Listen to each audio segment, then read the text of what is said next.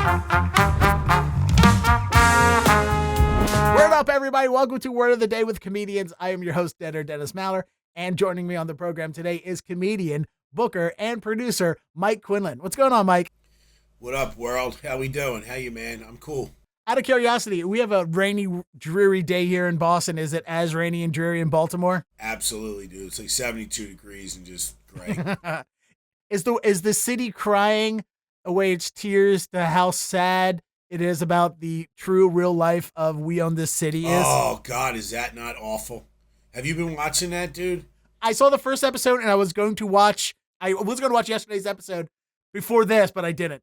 Oh, dude, it's so terrible. No, that's a lie. You shouldn't say that about somebody's art. It's just, it's, I don't know. I'm not sure if it's this residual that's hung over the city because of The Wire or whatnot, but this just it almost seems campy, in all honesty. It seems campy the way that they're portraying the city. The first one with the guy with the Blast t-shirt. Nobody has a Blast t-shirt, man. Nobody has a Blast t-shirt.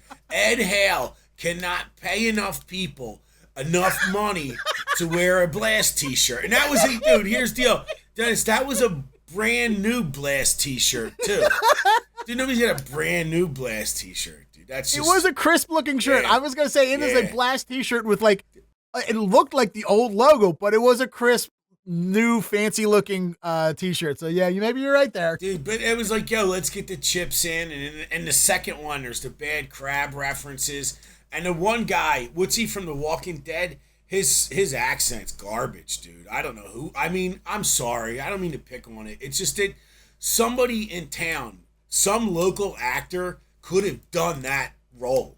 They could have been more authentic being more local than going and getting some of the heavy hitter names that I guess that they tried to pull in for this. Yeah, John Bernthal's accent is terrible. It's like he watched what's that Philadelphia show, Mayor of Easttown? It's like he watched Mayor of Easttown and was like, oh, it's the same accent, right? It's terrible. Yeah, it's quite bad. But Josh Charles I will give credit to Josh Charles. His Baltimore accent, which very overdone, is spot on if you listen to the guy that his character is portraying. And who's that? It's all real people. Who's Josh Charles' guy? Josh Charles is the one that was in the first episode. He's the cop, Herschel. Yeah, okay. Dude, they just, in the second one, they just did I live right by Fraser's in Hamden. And they used Fraser's as one of the sets. And it was just painful how inappropriately awkward the bar conversation was when they get in this confrontation. It's not really a confrontation, but it's just like, nobody speaks like that, man. It's just like, there's nobody in Baltimore ever speaks the way there was a lack of authenticity of it for me there. That sucks because I like the first one. I enjoyed the first one. What are you, insane? I am. Sorry. This is the thing. I don't live in town anymore, so when somebody brings up crab chips, I'm like, yes, crab chips. Even though Utz crab chips aren't made with Old Bay seasoning, only hers makes theirs with Old Bay seasoning. I'm still a fan of crab chips. Oh, I did not know that. Yeah. Now that we have just gone full on Baltimore with our references and complaints, let's go ahead and introduce today's word of the day, which is slapdash.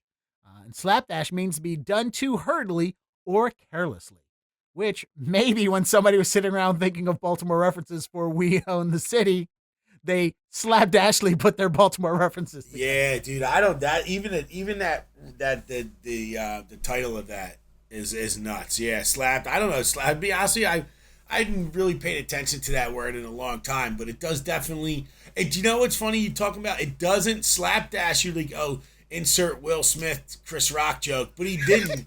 He didn't dash though, dude. He literally walked away. That was the thing that pissed me off the most. One, Chris Rock didn't deserve that at all. No doubt. His joke sucked. His reference was maybe not, whatever. But he's Chris Rock, and he's magnificent, one of the most magnificent, thoughtful comedians of all time.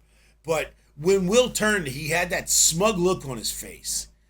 You know what? You know what I wish would have happened? I wish The Rock would have came out of the audience, because they showed the picture of The Rock, and The Rock must have been a bit confused because his life is in theatrical violence, you know? Yeah, I don't know. That's just, I would have loved it if The Rock came over and just pounded him on the top of the head and just knocked him the out. Dwayne The Rock Johnson coming to defend his kin, Chris Rock.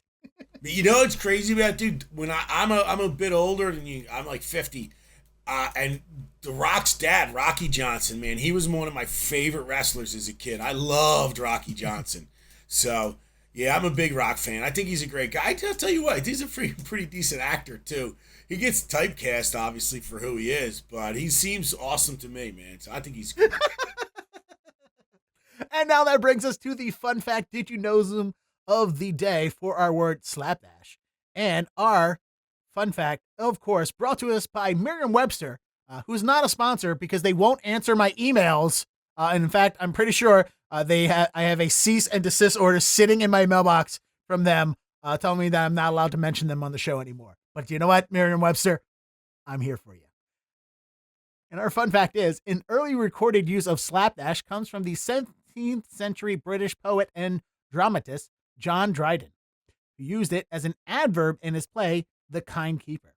Down I put the note, slapdash, he wrote. The Oxford English Dictionary defines this sense, in part, as with or as with a slap and a dash. Gee, I wonder how they got that word together. Perhaps suggesting the notation of an action, such as painting, performed with quick, imprecise movements.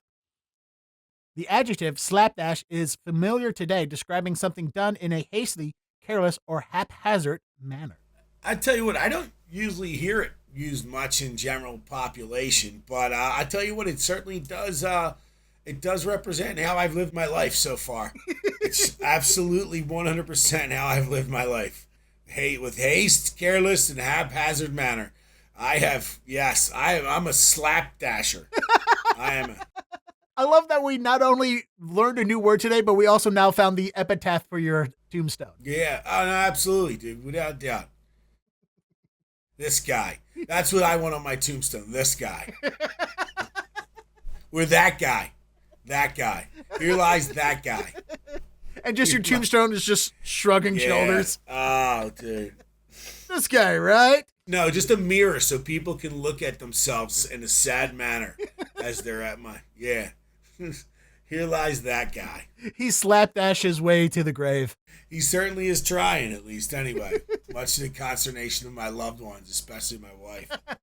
All right, and consternation is tomorrow's episode. Nice. Nice. You got to link this together, dude. Get some momentum going, dude. Get some momentum. Give him a reason to come back. You have to watch tomorrow's episode to understand today's episode. Absolutely. All right, and that brings us to the point where we should start constructing our sentence of the day using slapdash in context. And of course, every good sentence has to have a subject. It has to be about somebody. So let's try and think of the name, not a proper noun, not an actual person, not someone that we know or a fictional character or a real life person. Let's see if we can, Mike, you and me, come up with a name that would represent somebody who is careless. So as if, as a reference, a woman who asks for managers is a Karen. What is a name of somebody who would be careless? Flo. Let's go with Flo. Okay. All right. I like it. Flo. Flo. 'Cause I was also thinking, I very rarely write these sentences about women. I was Flo. All right. Well, there you go. Here's an exercise for us. Flo slapdashedly replied